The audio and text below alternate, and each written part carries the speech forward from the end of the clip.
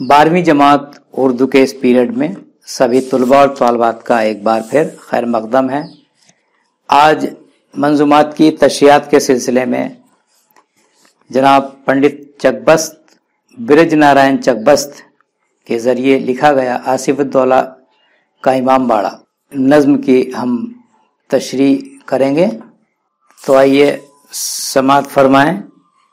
इसमें आसिफुद्दौला के इमाम बाड़े के बारे में शायर ने कहा है, आसिफुद्दौला मरहूम की तामीर कोहन, जिसकी सिनत का नहीं सफ़े हस्ती पे जवाब, देख कर सैया से रात के सन्नाटे में, मुंह से अपने मह कामिल जब उल्टी हो नकाब, दरो दीवार नजर आते हैं क्या साफो सबक, सहर करती है निगाहों पे ज़ियाए महताब, यही होता है गुमा खाक से मस इसको नहीं, है संभाले हुए दामन में हवा का शादाब, यक बयक दीदाए हैरां को ये शक होता है, ढल के सांचे में जमी पर उतर आया है सहाब, बेखुदी कहती है आया ये फजा में क्यों कर, किसी उस्ताद मुसव्विर का है ये जलवा ख्वाब, एक अजब मंजर दिलगीर नजर आता है, दूर से आलमे तस्वीर नजर आता है। शायर कहता है कि आसिफुद्दौला के फने तामीर का दुनिया में सानी नहीं, इनका तामीर करदा इमाम बाड़ा देखने के लायक है।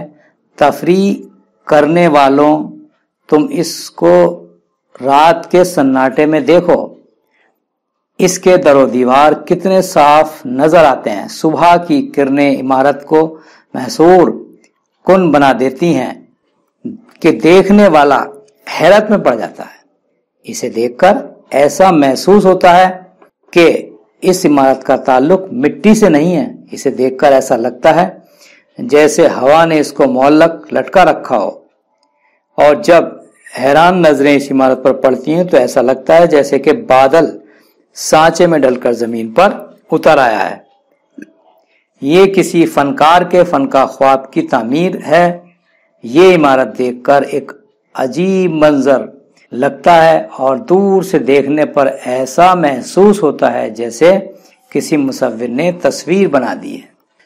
अगला हिस्सा देखिए, शौकत व शान इमारत की खबर देता है, पर्दे शब के सरकने पे सहर का आगाज, वो सफेदी सहर नूर की हल्की हल्की आशियां छोड़ के जब करते हैं तायर परवाज, ऐसे आलम में वो कमरे से उभरना इसका, जैसे मौजों के तलातुम में नुमाया हो जहाज, होते हैं गुम्बदो मीनार फजा में जाहिर, बढ़ के होती है जियारत से निगाहें मुमताज, जगमगाता है शुआओं में ये ऐवान बुलंद, जिसके सिनत का है दुनिया में निराला अंदाज।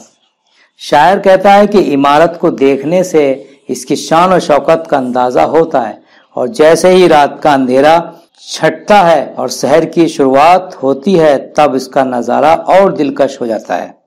अलग सुबह को जब परिंदे अपने आशियानों से निकलकर प्रवास करते हैं, उस वक्त सुबह की सफेदी रूनुमा होने लगती है, तब ये इमारत और भी ज्यादा जलवा बखेरती है। ये इमारत जब रात के कोहरे से उभरती है तब उसका नजारा ऐसा लगता है जैसे मौजों के तलातुम में कोई जहाज चल रहा है।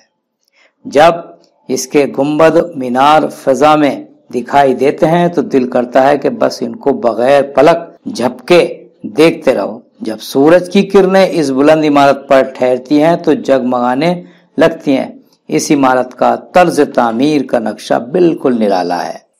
अगला बंद देखिए, पारे चोप के एहसास की जरूरत न रही, खाक और खुश्त ने मिलकर ये दिखाया एजाज, इसकी तामीर को आए नहीं मेमार फरंग, है ये तहजीब अवध के लिए सरमाया नाज, बच गया खाक के पर्दे पे ये मिट्टी का तलस्म, गो जमाने की हवा उसके लिए थी नासाज, इसके साये में गिरा ताज हुकूमत सर से, इसने देखा ये ज़माने का नशेब और फराज।